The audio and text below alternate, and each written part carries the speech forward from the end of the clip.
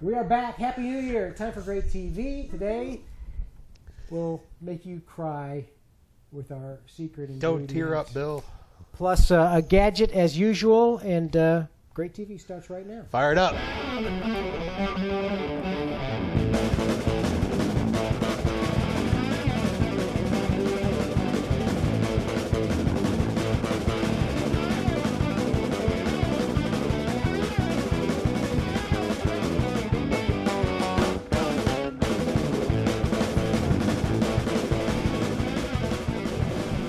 We're here, great TV, Happy New Year. Jack Billboard's here. Also Jack at greattv.com. And Bill at BarbecueTricks.com. Always. Or greattv.com. Whatever. I have somewhere around here. There's 100 ways to get it done. I got a letter, and I'm going to give you that. Happy New Year, everybody. Got a little note from Something from my car. Mr. Freeman here. Sent us some stickers. He says he's developing one for beef and chicken. So, Pork. let me see. If I got the Mr. Freeman, thank you very much. We appreciate it. I'll put this on my truck because my truck needs all the barbecue gear it can get. So let him know about what you think of that. I need to put that on my truck too, or on the grill. Is it? That's awesome. I wonder, are they heat resistant? Heck, I don't know. We'll find out, won't we? We'll put this up here. Thank you, Mr. Freeman. We appreciate it. This is as high tech as we get. That's the right. graphics On the holly bush. I'm gonna go back there. All right, perfect. Nope. Yep. All right. Nope. Go find out about these. Good stuff. BBQdecal.com. All right. We'll call that our website of the That's week. our website of the week. BBQdecal.com. Get there. And you've been doing any cooking? Christmas just came and went. We had a great time. We cooked a lot of food. Not much on the grill because it's really cold outside. But we're hanging in and cooking all the traditional favorites.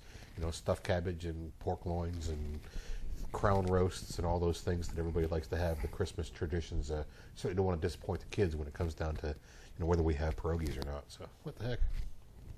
Good stuff. Yeah, let's get our great plate picture here. I'm a Alan foodie at heart. Stuckey sending us this one. He actually went right to greattv.com and there's like a submit link. Ribs that he did over the holidays. Those are awesome looking ribs right there, Alan. Thank you very much for sending that in. And remember, you can always send us your great plates. We love to get them. Yeah, great plates are what we all do it for the fun and enjoyment of, and it's always good to share stuff that looks good. So Facebook is easy to do it too. So yeah, send them to me on Facebook. I control the Even Facebook page. Bill does the .com. So either place we send information back and forth all day. Our people do all that. Our peeps. Yeah, we have lots of it's the staff. Yeah. Our letter today. Boy, this is a long one here. Bear with me while I read it. It's actually kind of feedback on one of our last, actually a little brief thing we did on judging. Before you get into it, Bill, let's enjoy a Guinness Extra Stout today. Tony brought some Guinness Extra Stout, and I really like Guinness. Tony's serving it cold. We all know that Guinness should be served warm, but I'm having a good time with it anyway. Woo. Nothing better than a black and tan made with Guinness Extra Stout. So have at it, gang. Don't fear the dark. That's what Tony says. Don't fear the dark. Yummy. Now, is this made to be just drank straight out of the bottle? I don't see why not, Bill. That's why Or I'm does it have to be drinking a pint glass? it. Either way, Guinness Extra Stout is tasty stuff. Tony Coombs providing. Thank you, this one Tony. We today. appreciate the Guinness. Behind the camera. All right, our letter. Now I can get right. Now you can focus, Bill. Well, it's not anonymous. His name was John. Judging Barbecue. Guys, I love the show. You're usually the greatest source of quality info on all things barbecue, but I feel that your recent show on barbecue judging didn't go deep enough. I'm not saying that judging is particularly difficult or requires a lot of time commitment, but your show left the impression, quote, if you can't compete, judge. Generally, that is true of most endeavors, but in my humble opinion, barbecue judging is an art just like cooking is. I am both a competitor and a judge. As a competitor, I try to make the best barbecue I can. As a judge, I try to appreciate everyone's effort to cook the best barbecue they can.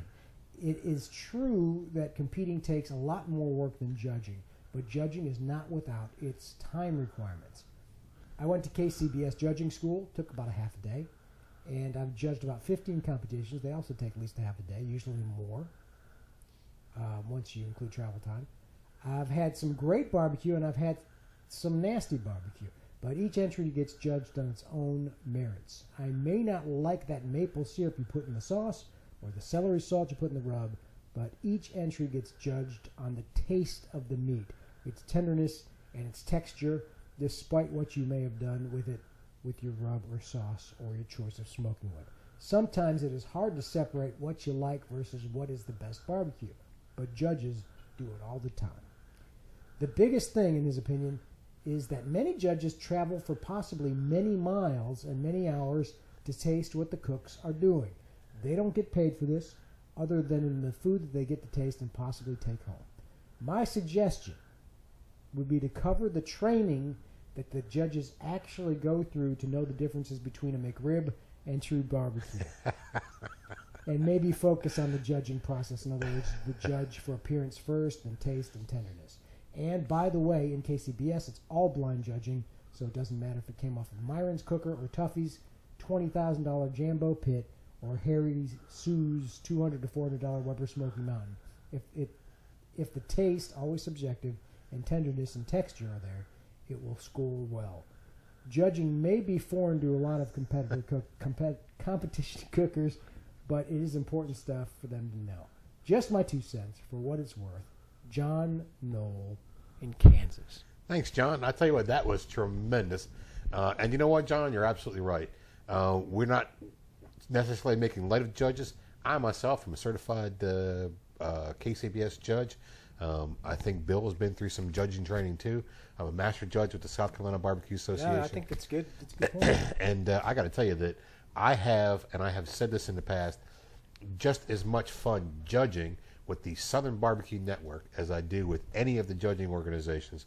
And by golly, I got to tell you, there are times when I don't want to get up and take the pits out and drag them all the way into wherever we're going to drag them to. And I just enjoy a fine judging experience. Mary and I usually use Myrtle Beach as our time. We use it as a weekend out. We go to Myrtle Beach, judge a couple of contests while we're up there. Usually we judge anything but. We go ahead and judge the contest the next day. We have a nice time. We shop a little bit and spend as much time as we can just being together and having a good time judging barbecue.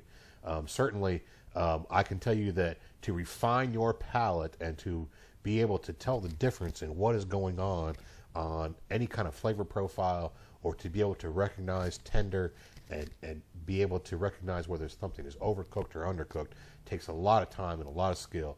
And I personally appreciate all the time and effort that barbecue judges go through, because, hey, I do it all myself all the time, and I know Bill does too. Yeah, I took it a little bit lightly, but on that last little summary, because, I mean, the bottom line is, I thought, it's more affordable to be a judge. Absolutely. It's something that, it's another alternative to all the stuff we're talking about. And we love judges. I got to tell you, judges are, we couldn't do it. And I got to say that, you can't have a contest without the cookers, but you certainly can't have a contest without the judges, no matter who the judges are or who's judging.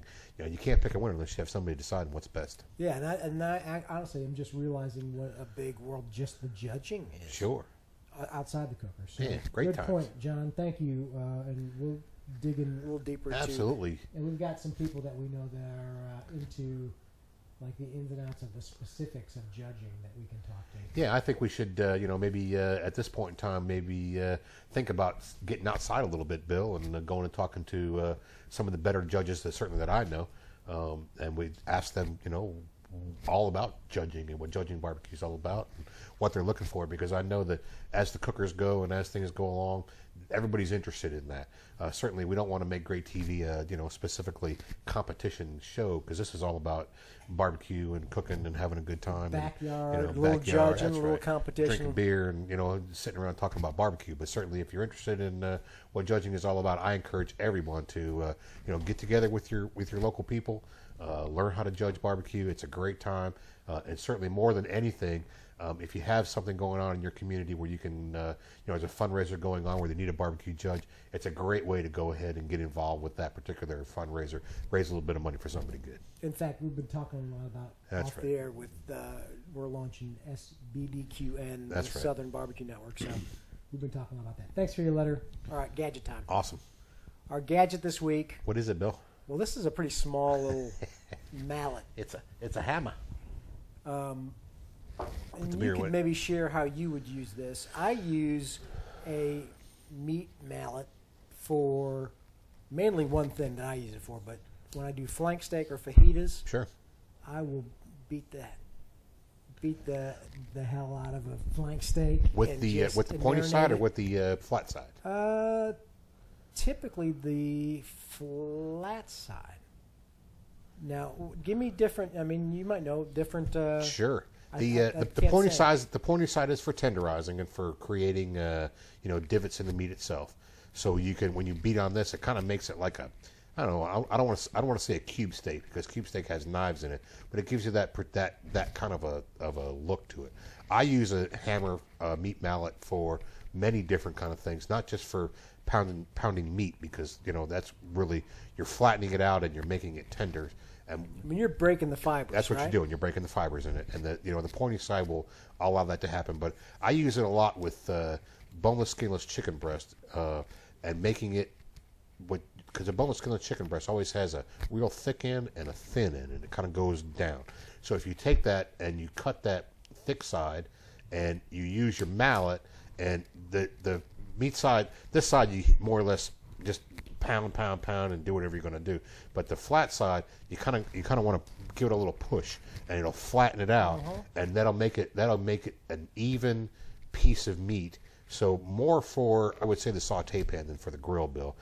But it's good for the grill.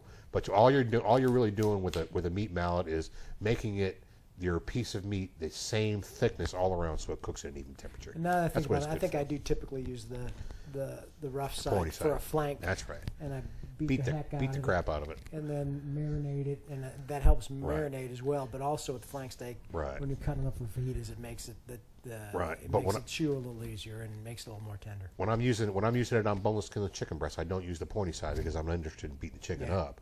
I use the flat side, and I kind of give it a little push and kind of like mashing it around, trying to get it to. I've seen it done between cellophane or something where people will make. Yeah, the interesting thing about this is when you're beating the heck out of a piece of chicken, you're also splashing germies all around your kitchen. If you have the paranoia of germs flying around your kitchen, certainly put it between two pieces of cellophane and popping it will keep it from all the splash basically from getting all over your counter, so you don't kind of make a big mess. I use cellophane.